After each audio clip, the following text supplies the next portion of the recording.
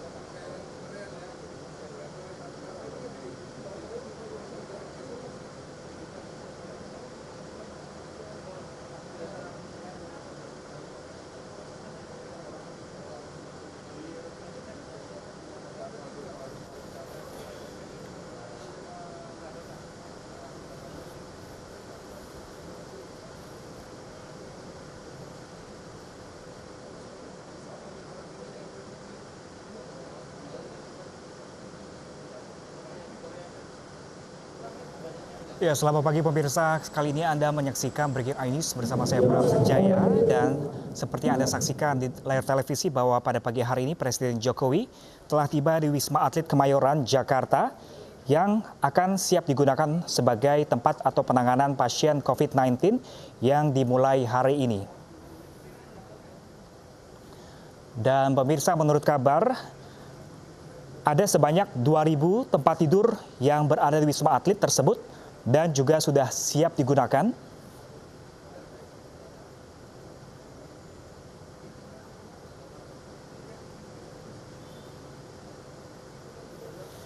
Pemerintah Indonesia juga memastikan pemirsa bahwa ada 4 tower Wisma Atlet di Kemayoran telah selesai diperbaiki dan dirapikan sehingga sudah 100% siap digunakan sebagai rumah sakit darurat COVID-19 sekaligus sebagai rumah isolasi khusus bagi para pasien.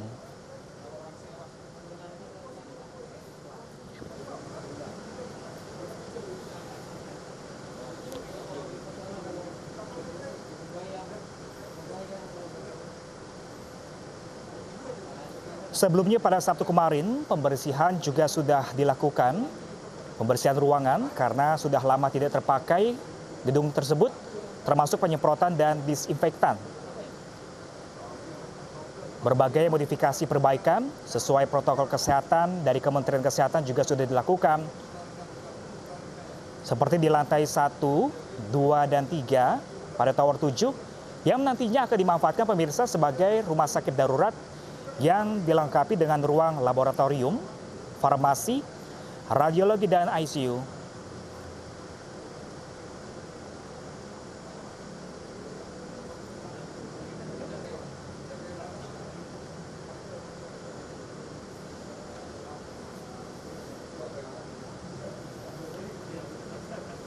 Dan pemirsa dapat dipastikan bahwa hari ini Wisma Atlet sudah beralih fungsi sebagai rumah sakit darurat untuk COVID-19 dan ruang isolasi.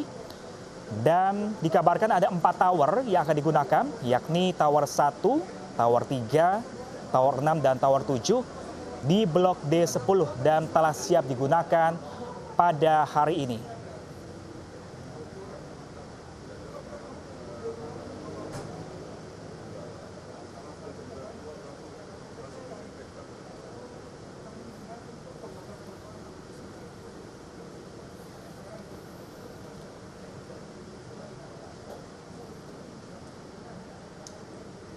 Alatnya bisa nggak tuh?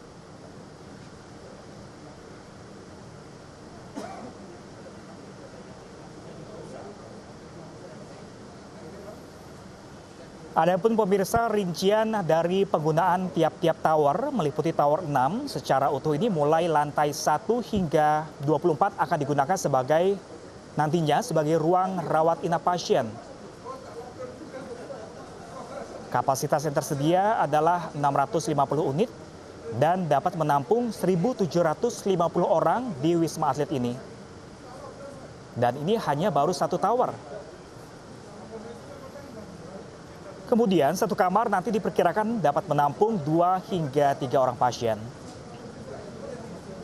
Dari Tower 6 kita beralih ke Tower 7 pemirsa. Nantinya di Tower 7 ini akan dibagi menjadi beberapa fungsi.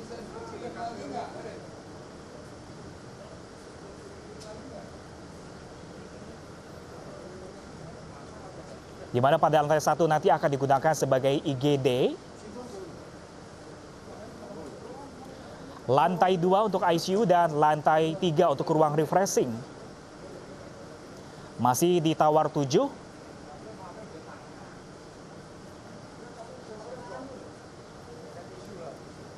Di lantai 4-nya nanti sampai 24 akan digunakan sebagai ruang rawat inap pasien. Dan kapasitas di 1 tower yakni Tower 7 adalah 886 unit dengan kapasitas ruang rawat maksimal adalah 2.458 pasien.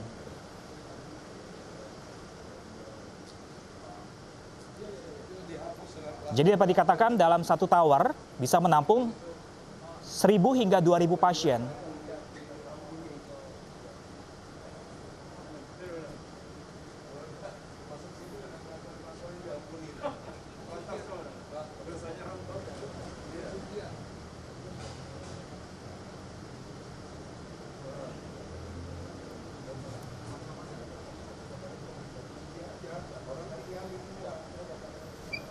Kemudian untuk dokter dan petugas medis yang nantinya akan bertugas pemirsa akan menggunakan Tower 1, lantai 1 hingga lantai 24 dengan kapasitas 650 unit dan dapat menampung maksimal 1.750 orang.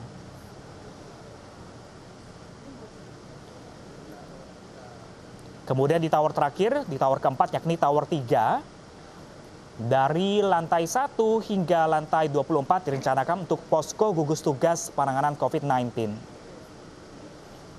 Jumlah unit yang tersedia juga sama pemirsa sebanyak 650 unit dan dapat menampung maksimal 1.750 orang.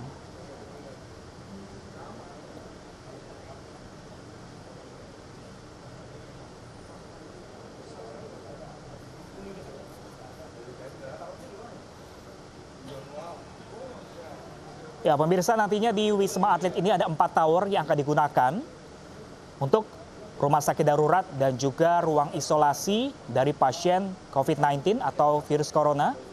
Yakni yang pertama ada Tower 6, Tower 7, Tower 1, dan Tower 3.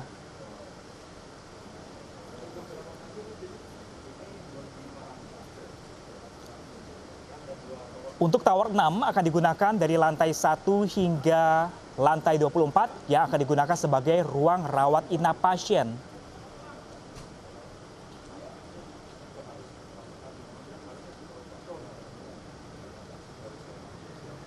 Di Tower 6 ini dapat menampung 1.750 orang, di mana satu kamar diperkirakan dapat menampung 2 hingga 3 orang pasien.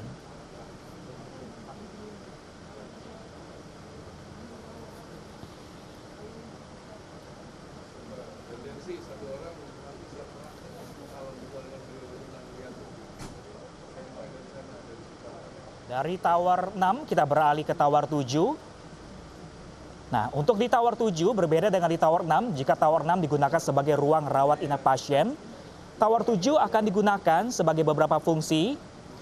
Yang pertama di lantai 1 akan digunakan sebagai ruang IGD, lantai 2 untuk ICU, dan lantai 3 untuk ruang refreshing. Sedangkan dari lantai 4 sampai lantai 24 akan digunakan sebagai ruang rawat inap pasien. Berbeda dengan Tower 6, di Tower 7 ini maksimal ruang perawatan dapat menampung 2.458 pasien.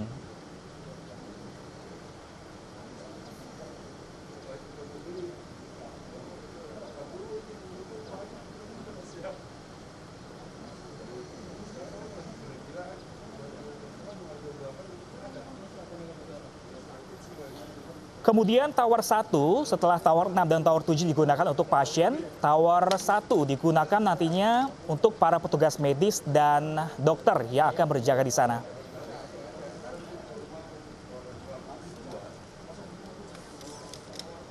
Dan di tower ini juga dapat menampung maksimal 1.750 orang.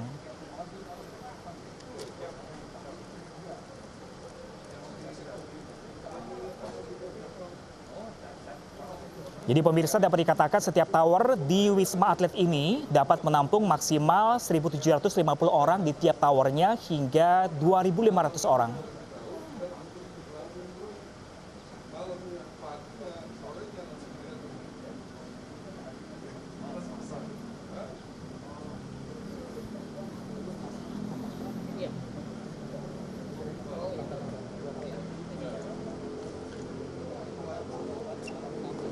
Nantinya pemirsa, seluruh protokol terkait pelayanan kesehatan dalam hal ini akan diatur oleh Kementerian Kesehatan, dengan operasionalnya juga akan dibantu oleh TNI, kepolisian, dan juga beberapa relawan.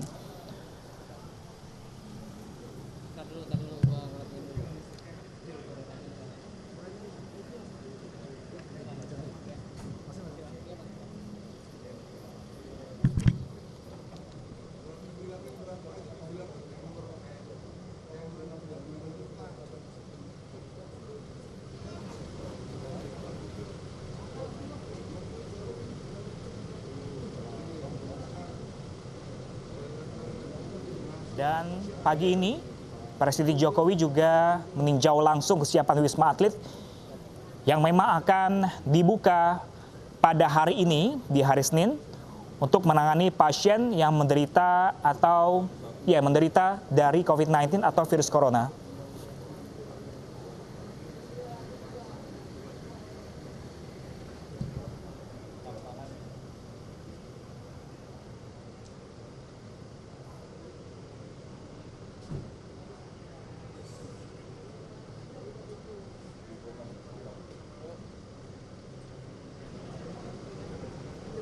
Ya, pemirsa, Wisma Atlet ini menjadi tempat yang paling dianggap siap karena memiliki beberapa fasilitas seperti diantaranya listrik, air, dan juga tempat tidur. Di mana masing-masing kamar ini memiliki fasilitas 2 kamar tidur, ada dapur, ruang tamu, kamar mandi, dan juga tempat cuci dan jemur.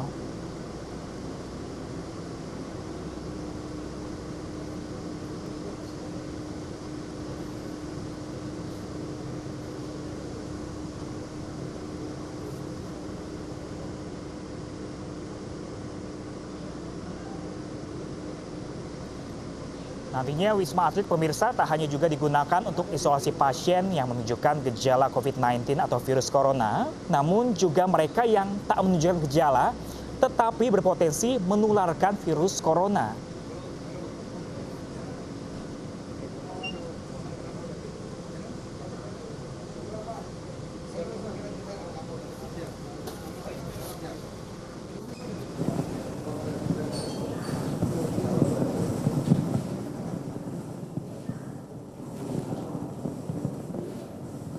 Sebelumnya, Wisma Atlet ini juga sudah dimodifikasi, pemirsa. Seperti modifikasi, perbaikan, dan persiapan ruang laboratorium, farmasi, radiologi, hingga ICU pun telah rampung dilakukan hingga Sabtu kemarin.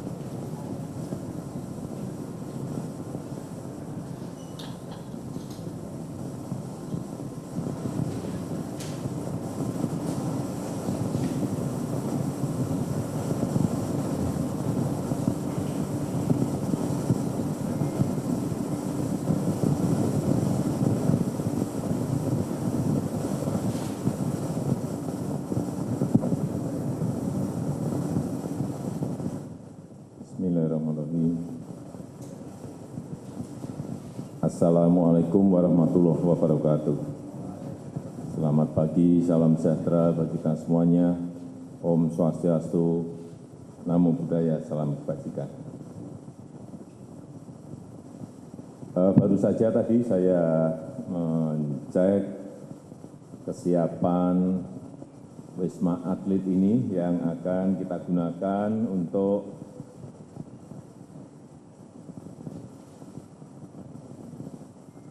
persiapan penanganan virus COVID-19.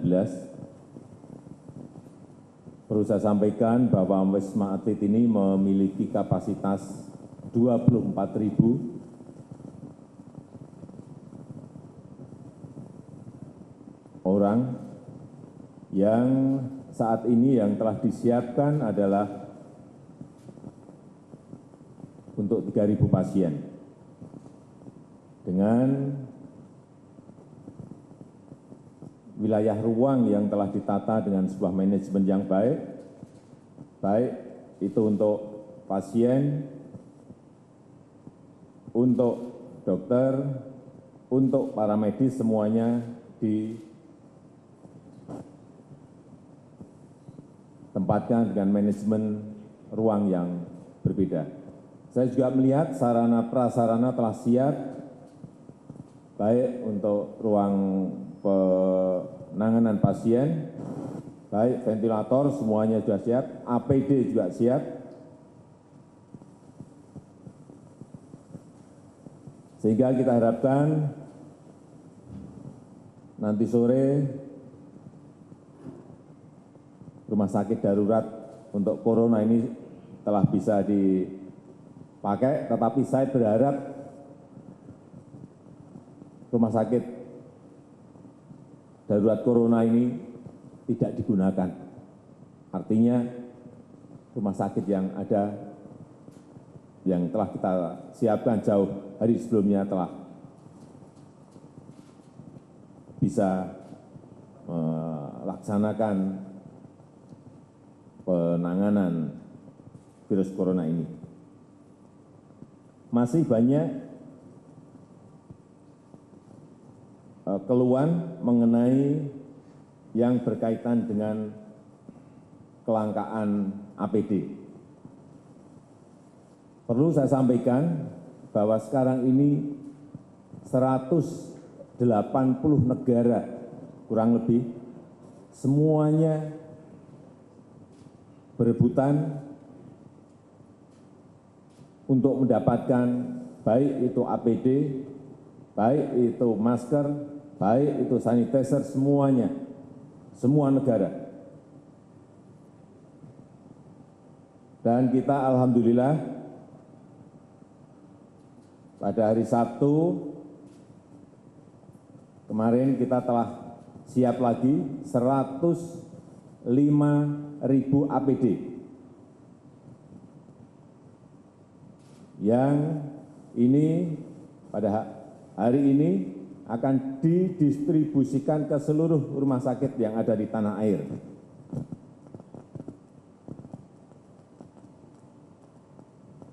...45.000 unit akan didistribusikan di DKI, di Bogor, dan di Provinsi Banten. Kemudian 40.000 unit akan didistribusikan untuk Jabar, Jateng, Jatim, DIY, Bali. Dan 10.000 akan didistribusikan ke seluruh provinsi yang ada di luar Jawa, serta 10.000 sebagai cadangan.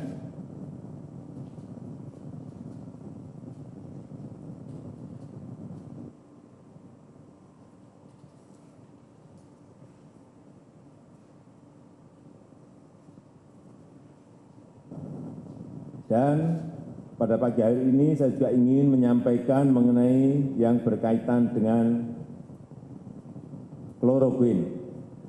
Ini adalah produksi negara kita, produksi Indonesia. Barang ini adalah produksi Indonesia, produksi Kimia Farma.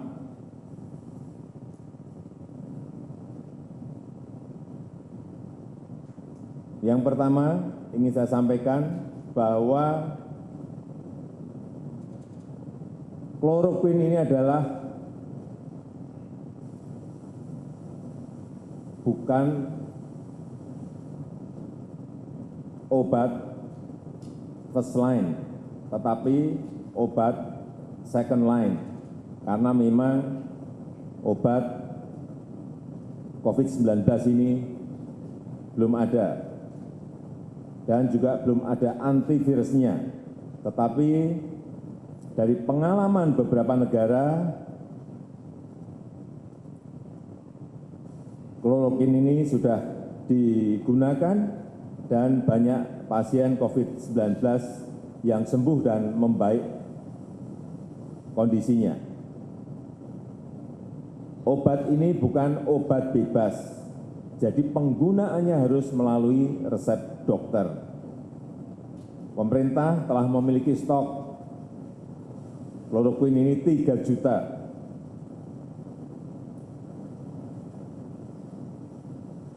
Jadi untuk pasien COVID-19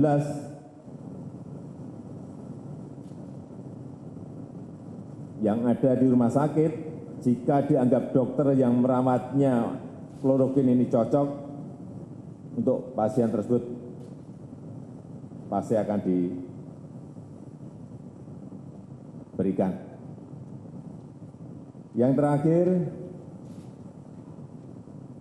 saya ingin menyampaikan ucapan duka cita yang mendalam, bela sungkawa yang mendalam atas berpulangnya dokter, perawat, dan tenaga medis